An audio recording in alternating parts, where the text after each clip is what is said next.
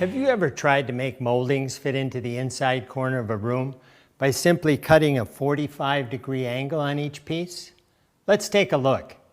As you can see, the results aren't pretty. That's because the wall joint is probably not exactly 90 degrees, and also the drywall joint doesn't let the pieces into the corner because it's slightly rounded. The trick is coping with, guess what? A coping saw.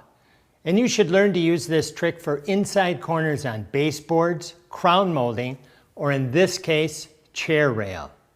How do we get such a complicated looking cut to fit against the other piece? Well, it's a lot easier than it looks. To get the profile, first cut the molding at 45 degrees on the miter saw. The edge created by the miter cut is the line you'll follow with the coping saw. The coping saw has a thin blade that locks into a rigid steel frame.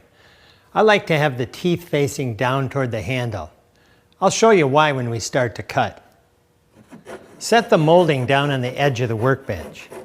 Remember, we're just going to cut along the line defined by the molding profile and the 45-degree cut. As you cut, tip the saw at an angle to ensure a nice tight fit. You may find that it's easier to cut away a section and then restart the cut to get a better approach on the cut. Sometimes you may need to tune the cut a bit with a file. Depending on the configuration, you may need to test your skills by coping both ends of the last piece. So the next time you have trim to install, get out your coping saw and make tight-fitting joints you'll be proud to show off.